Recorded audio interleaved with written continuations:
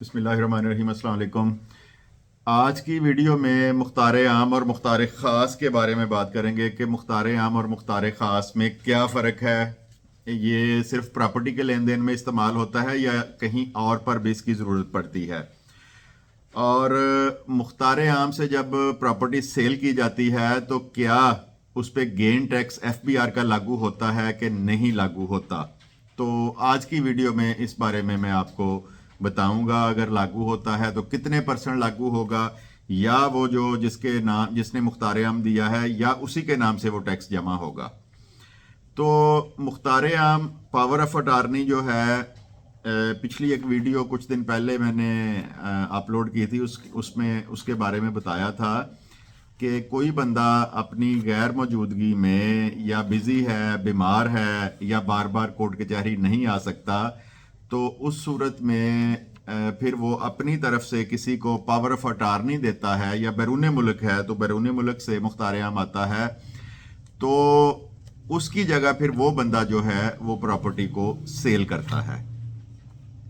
अच्छा जी, अब आ जाते हैं कि मुख्तार ख़ास पे स्पेशल पावर ऑफ अटार्नी। वैसे स्पेशल पावर ऑफ अटार्नी जो है वो किसी एक पर्पस के लिए इस्तेमाल हो सकती है। ज़्यादातर इसका जो इस्तेमाल है वो अदालती केसों में जो पैरवी की जाती है उसके लिए होता था।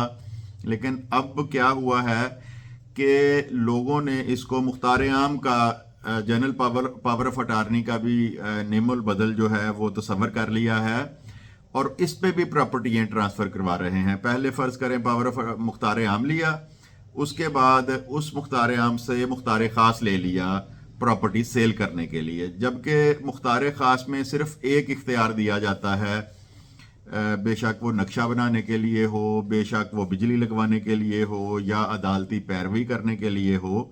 लेकिन इसको एक प्रैक्टिस बनाया जा चुका है कि उसको तमाम इख्तियारात उसमें भी दे दिए जाते हैं जो पावर ऑफ अटार्नी में दिए जाते हैं। तो आजकल जो प्रैक्टिस चल रही है उसके मुताबिक मुख्तार आम और मुख्तार ख़ास में कोई फ़र्क नहीं है, दोनों को एक ही तरीके से इस्तेमाल किया जा सकता है। एक और आ जाता है कि जो स्पेशल पावर ऑफ अटार्नी होती है केसों में पैरवी करने के लिए, उसका रजिस्टर्ड होना ज़रूरी नहीं होता।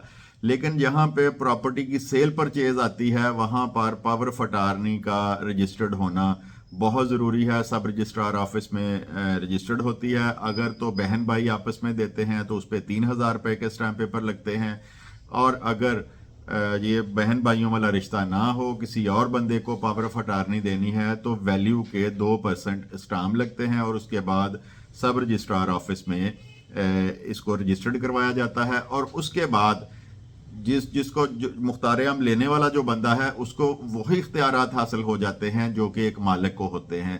उसको फ़रोख्त करना, उसके ततिम्मे लगवाना, उस पर बिजली लगवाना, यानी कि हर वो काम कर सकता है पावर ऑफ अटार्नी वाला बंदा जो इख्तियार एक मालिक को हासिल होते हैं।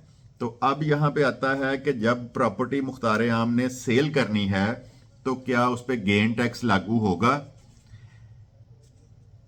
जिसको आप विद होल्डिंग टैक्स भी कह सकते हैं, गेन टैक्स भी कह सकते हैं। उर्फ आम में उसको जो टर्म यूज़ हो रही है वो 236C एफबीआर की 236C का चालान एक बनता है, उसके तहत वो जमा करवाया जाता है। असूलन जो है इसके बारे में कानून खामोश है, लेकिन असूलन जो है वो पावर ऑफ अटार्नी जिसको दी गई है उसकी तरफ से वो जमा नहीं होना चाहिए। जिसके नाम से फर्द निकलती है या जो असल मालिक है जिसने इख्तियार किसी को दिया है, असूलन और जो समझ में अब बात आती है वो पैसे उसकी तरफ से जमा होने चाहिए, क्योंकि उसके नाम से प्रॉपर्टी उतर के किसी दूसरे बंदे के नाम पे लग रही है। मुख्तार आम जो है उसको सिर्फ एक इख्तियार दिया गया है कि वो सिर्फ उसकी गैर मौजूदगी में ट्रांसफ़र करवा सके। अच्छा, जितने टैक्सेस में इजाफा आजकल एफपीआर के टैक्सेस में इजाफा हो चुका है, उसको क्या करते हैं वकील और वसीका नवीस हजरात कि देखते हैं दोनों में से प्रॉपर फाइलर बंदा कौन सा है। अगर तो मुख्तार आम देने वाला बंदा फाइलर है तो उसकी तरफ से टैक्स जमा करवा देते हैं, वो भी सब रजिस्ट्रार ऑफिस उसको कबूल कर लेता है। और अगर मुख्तार आम जिसको दिया गया है वो प्रॉपर फाइलर है तो उसकी तरफ से भी टैक्स जमा करवाया जा सकता है सब रजिस्ट्रार ऑफिस। دونوں کو اکاموڈیٹ کرتا ہے اور اس کو درست سمجھتا ہے کہ بے شک مالک کی طرف سے ہو یا اختیار جس کو دیا گیا ہے اس کی طرف سے ہو، ان کو اپنے ٹیکس سے غرض ہے اور وہ رجسٹری کو پاس کر دیتے ہیں۔ کچھ لوگوں کے ذہن میں یہ کنسیپٹ ہے کہ مختار عام جب لیا ہے تو اس پہ جب ٹرانسفر کروانا ہے تو اس کو gain tax withholding tax یا 236 لاگو نہیں ہوتا۔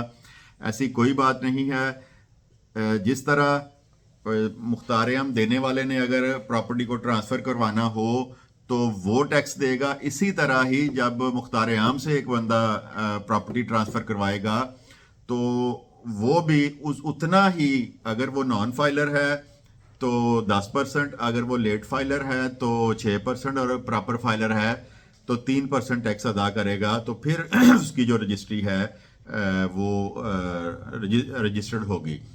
اور اس میں تھوڑا سا ایک فرق ہے، جو بیرون ملک سے مختار عام آتے ہیں وہ پہلے مالک کے پاس آتا ہے جس کو اختیار دینا ہے، وہ اس کو لے کے جاتا ہے فارن آفس اسلام آباد یا لاہور، وہاں سے ٹیسٹ کرواتا ہے، پھر سب رجسٹرار آفس اس کی آن لائن ویریفیکیشن کرتا ہے فارن آفس سے، اور اس کے بعد پھر اس کو رجسٹرڈ کروایا جاتا ہے۔ جبکہ جو لوکل بندے ہیں وہ فرد نکلواتے ہیں، اور دونوں مختار عام دینے والا اور لینے والا آتے ہیں تو اس کو درج کروا دیتے ہیں۔ لیکن جو باہر سے مختار عام آتا ہے اس میں فارن آفس بھی انوالو ہوتا ہے۔